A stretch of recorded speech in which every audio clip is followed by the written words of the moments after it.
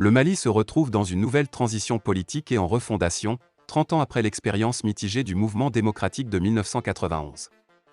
Le 9 janvier 2022, l'opération de rectification de la transition débouche sur une crise majeure avec la CEDEAO, mais le peuple a fait preuve d'une résilience formidable en restant 6 mois durant, uni et solidaire derrière les autorités malgré les tentatives de sabordage du processus. Le monde surpris découvre les ressorts et le vrai potentiel du pays. Une expérience enrichissante pour le Mali. Le Mali a longtemps souffert de l'incompétence et de la grande corruption au sommet de l'État. Un groupe de jeunes officiers militaires est parvenu en moins d'un an à changer la face du pays, prouvant qu'il faut une vision claire et des hommes déterminés pour porter la voix d'un État dans le concert des nations. La diplomatie malienne naguère balbutiante et rasante parce que conduite par des autostoppeurs, est devenue subitement très efficace et attrayante. Même lorsque des diplomates de carrière comme Zeni Moulay ou Mokhtar Ouane ont été aux commandes, elle avait continué à emprunter la voie de l'hypocrisie souriante tracée par le chef de l'État. Tout le monde comprend que Assimi Goïta est le véritable artisan du renouveau diplomatique du Mali qui reprend toute sa place sur l'échiquier africain et même mondial. En vrai soldat, il n'a lâché aucun de ses collaborateurs en mission, à la manière de l'ambassadeur Djimé Diallo, frileusement sacrifié pour faire plaisir à la France. En plus de la diplomatie, l'armée nationale complètement transformée est en train de prendre le dessus sur les terroristes, pendant que la justice fait désormais peur parce que le droit peut être dit. En outre, les millions de sans-voix exclus du système à souhait commencent à s'impliquer dans le nouveau processus aux grandes dames des prédateurs d'hier. À la surprise générale, le Mali qui était promis à une mort certaine par des « experts » en coup tordu, parvient à réaliser une double victoire, juridique et politique face à la CEDEAO qui tente à présent et en désespoir de cause, d'empêcher Assimi Goïta de poursuivre sa mission salvatrice à la tête de l'État. Les Maliens ne s'enliseront certainement pas dans un faux débat de candidature puisque rien n'autorise la CEDEAO à choisir ou éliminer un candidat à la présidence d'un pays, sans compter que l'article 155 de la loi électorale tranche clairement la question. Pour ce qui est du respect de l'état de droit et des droits humains, le Mali ne saurait recevoir de leçons de ceux qui, chez eux simulent la démocratie pour mieux la bafouer, en violant leur propre constitution. Nul ne peut vaincre un peuple déterminé. Le consensus politique de façade sur fond de roublardise a fait beaucoup de tort au Mali parce que ce système a tout simplement permis de porter des incapables à des postes de responsabilité, pour faire le terreau de la grande corruption. Le résultat terrifiant a éclaté au visage de tous en mars 2012, avant de se transformer en une épidémie mortelle. Les USA, la Russie, la Chine, la France sont-ils gouvernés par consensus ? Le temps est venu de débarrasser le champ politique des déchets et autres feuilles mortes, afin de sortir le pays du cycle infernal des coups d'État et transitions politiques dont se nourrissent de nombreux opportunistes. L'histoire enseigne que dans tous les grands pays, les militaires sont intervenus en période de crise pour rétablir l'ordre.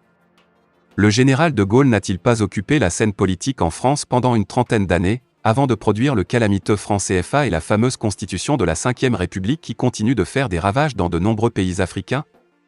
Le Mali doit impérativement sortir du système antidémocratique et corrompu instauré en 1992, dépolitiser l'administration publique pour combattre les délits d'initiés qui ont gangrené la commande publique. Les cabinets ministériels ne doivent plus servir au placement des militants et au financement occulte des partis politiques. Pour cela, la nouvelle constitution doit refléter clairement nos valeurs sociétales, un modèle de gouvernance approprié et de citoyen. Elle doit surtout contenir des clauses expresses d'empêchement pour les personnes convaincues de faits attentatoires à l'honneur, à la dignité et à l'intégrité, crimes économiques, dépravation des mœurs, parjure et trahison. Le Mali n'est pas la cible des djihadistes, mais de mercenaires dont on connaît aujourd'hui les complices intérieurs, ainsi que les commanditaires qui financent leurs entreprises criminelles dans le Sahel. Pour ce qui est de la menace d'intervention de l'OTAN au Mali, il est plus opportun pour cette organisation d'intervenir en Ukraine qui est à ses portes et qui a besoin de ses services. Pourquoi ne le fait-elle pas ? Les autorités maliennes ont fait les meilleurs choix sécuritaires pour le pays. Cela ne peut que contrarier ceux qui entretiennent l'instabilité pour justifier leur présence, afin de piller les ressources. La vraie bataille ne fait que commencer car les intérêts vitaux de l'Occident sont en jeu au Mali et dans le reste du Sahel. Les sanctions de la CEDEAO inspirées et appuyées par la France n'en sont qu'une des facettes. Les Maliens doivent à tout prix éviter l'endormissement après la levée des sanctions parce que rien ne peut venir à bout de dirigeants et d'une armée soutenue par leur peuple. L'intervention du porte-parole du secrétaire général de l'ONU, Farhan-Haq, lors du point de presse quotidien tenu ce mardi 12 juillet. Au cours duquel il a évoqué le sujet d'arrestation des militaires ivoiriens arrêtés à la question des journalistes. Nous vous proposons l'extrait de ce point de presse en lien avec la situation tendue entre le Mali et la Côte d'Ivoire. Question, oui. Pouvez-vous, une situation plutôt confuse, qui implique en quelque sorte l'ONU, impliquant ces troupes qui ont été arrêtées au Mali. Pouvez-vous, peut-être, faire la lumière sur ces troupes ivoiriennes? Jouait-il un rôle pour l'ONU? Que savez-vous exactement? Porte-parole adjoint, oui. Ce que je peux dire, c'est que ce ne sont pas des troupes de maintien de la paix de l'ONU, donc elles ne faisaient pas partie de la MINUSMA, mission intégrée des Nations Unies pour la stabilisation au Mali, auparavant. Cependant, ce sont des éléments de soutien nationaux qui sont déployés bilatéralement par les pays contributeurs de troupes en appui à leur contingent, et c'est une pratique courante dans les missions de maintien de la paix. Je ne suis pas au courant que nous ayons eu des indications préalables que les troupes allaient être déployées en tant qu'élément de soutien national, mais je pense que c'est leur statut. Question, alors, qu'est-ce que? Je suis désolé. Je ne comprends pas très bien ce que font les éléments de soutien nationaux. Ils ne portent pas de casque bleu, je suppose? Porte-parole adjoint, oui, ils ne portent pas de casque bleu, mais différents pays contributeurs de troupes ont parfois des éléments de soutien nationaux qui viennent en appui à leur contingent, donc s'ils ont des contingents.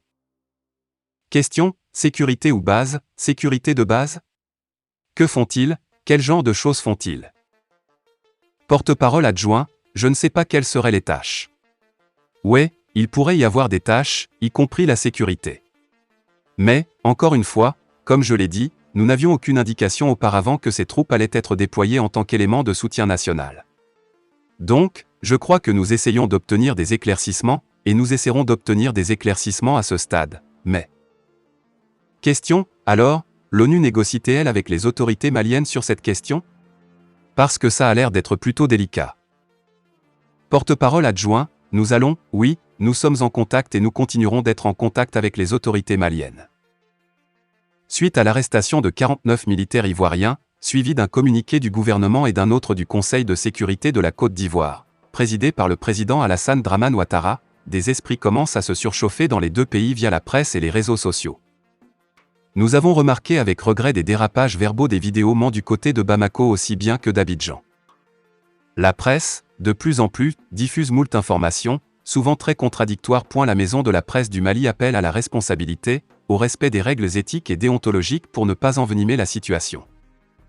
Elle appelle, journalistes, vidéomans, citoyens, blogueurs, leaders d'opinion, influenceurs, hommes et femmes, société civile, à davantage de responsabilité dans la diffusion de l'information et à contribuer à l'apaisement entre le gouvernement du Mali et l'État de Côte d'Ivoire. Elle demande aux organisations faîtières d'assumer leur partition en invitant leurs membres à jouer la carte de l'apaisement en évitant les rumeurs, les invectives et les fake news conformément aux exigences de notre profession. La maison de la presse réitère son engagement pour une information saine, dénuée de toute propagande de part et d'autre. Fin de la vidéo, merci pour votre attention.